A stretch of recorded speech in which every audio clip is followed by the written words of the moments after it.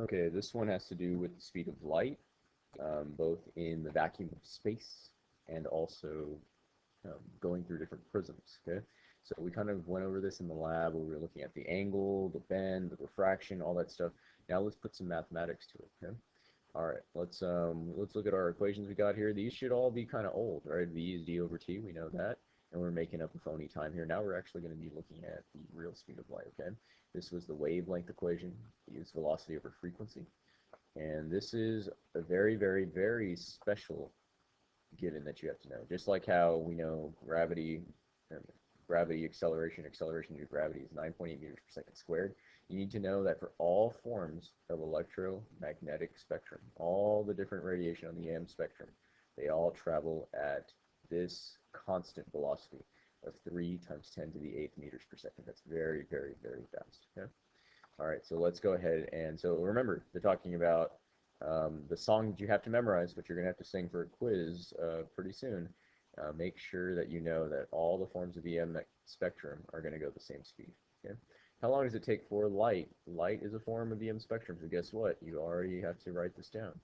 The V is 3E8. Okay? For the sun to reach the Earth, if the sun is 1.5 E11 meters away, so this is a distance, right? How long is a time question, right? So our equation is V equals d over t. We're solving for time, and what do you do when you have a top and bottom? Swap these guys out. Time is velocity, or distance, sorry, over velocity, and then we plug in distance. 1.5. Let's write that a little bit better, shall we? Distance, velocity, 1.5 E11 divided by the speed of light, which is 3E8, and then that comes out to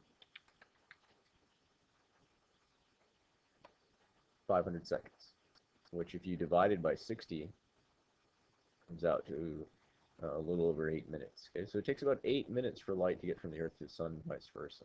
Okay, okay, microwave ovens emit waves, so they're microwaves, and if you remember the song, how's it go? Radio waves, microwaves, right? So microwaves is definitely part of the EM spectrum, right? So if it's part of the EM spectrum, what's the given you have to write immediately? Velocity is the constant, right? All right, so we have hertz is frequency. So that's our frequency. What is the wavelength? So we're looking for a wavelength in this one, right? So what equation has wavelength, frequency, and velocity? It's this guy. So that's going to be wavelength equivalent to 3 times 10 to the 8th, because that's our velocity. And our frequency is 2450 hertz. And when we plug that in, you get about 22,448 448.97 meters. Okay, pretty long. Okay. All right, now let's go on to the next part. Let's do a little bit of some refraction. Let's do some refraction. All right, here we go. So this equation's kind of a handful, but we're going to practice this in a lab, so don't worry about it too much. Um, light is incident at an angle of 68 degrees. What I would do is I would definitely draw all this out just to kind of make it easier. So we've got a normal line here. Incident means it's incoming, right? So that means it is, so incident angle is out here or in here? It's out here, right? So this is 68 degrees. Surface of a diamond. So this is diamond, and right now it's in the air. If you're not told otherwise, just assume you're in the air. Okay? The index of refraction of a diamond is 2.42. Okay, so N means index of refraction. That's this guy right here. N is index of refraction. Okay, so the diamond is going to be 2.42. You don't need to do this because it's already written here, but I'm just doing that to kind of keep track of it. Air is nice. It's almost like the vacuum of space. We can go ahead and just use 1 for the index of refraction. So the N of air is 1. Okay, the N of air is 1. Okay, now watch this. It's looking for the angle of refraction. So what we don't know is this guy here. But can we assume that it's going to be a wide angle or a low angle? Well, it's a denser medium, and what did we learn about dense medium? It bends this light inward, right? So whatever that angle is going to be, we know it's probably going to be a smaller angle than 68, right? So let's actually do the math now. I'm going to use this equation. This is Snell's law, which kind of just basically does a proportion relationship between the angle in of a certain medium the angle out into another medium will be related by the sine of theta 1 and sine of theta 2. So let's go ahead and write this equation out. I'm going to go kind of quickly. You can pause and look at this again. So n sine theta equals n sine theta. You just have to balance it out, right? Okay, so this is air index and air angle. This is going to be diamond index and diamond angle. Which one do we not have? We do not have this guy right here, the angle. That's what we're looking for. Okay, so let's go ahead and solve for it. Okay, so how do I get rid of a times n? I'd have to divide by n, and I'm dividing by n of the diamond, right? Now let's rewrite it. N of the air, sine theta air, over n diamond, equals, and there's a reason I'm going to do this. I'm going to leave a big space over here. I'm left with sine theta, or angle diamond. This just means angle. Okay? To get rid of a sine, you would think you have to divide by sine, right? That's what you would think because it looks like it's multiplying. But that's not how sine functions work for canceling out. For this, we have to do a special thing in the calculator. If you look at your calculator, you look at the sine button, and right over it, there's a sine to the -1 power. That's an inverse or arc sine. If you hit second sine, you end up getting this function, arc sine or inverse sine, and this cancels a sine.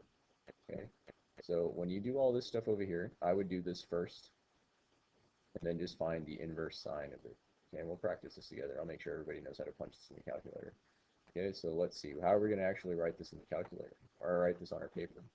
So the n of air, which we said earlier was 1, which makes it really, really nice because it's just multiplied by 1. So 1 times the sine of the angle it went into the diamond, which was 68 degrees. So see, this really isn't hard. You're just plugging in numbers, right? And divided by the n of the diamond, which was 2.42. And it's higher than air, so that means it's going to bend more, right? And then when I'm done with that, I just make sure to put inverse sine in the paper or in your calculator. And when you type that in, you end up getting this value, 22.5279 degrees. So this angle, we were right in that this angle is going to be much smaller, 22.5 degrees or so, okay? All right, so that's how that would work. Now let's actually, I'm going to do a little extra thing right here. We're going to see what the speed that light would be in the diamond. So first off, what's the speed of light, right? The speed of light is a constant. That's 3 times 10 to the 8th. We just did that earlier, right?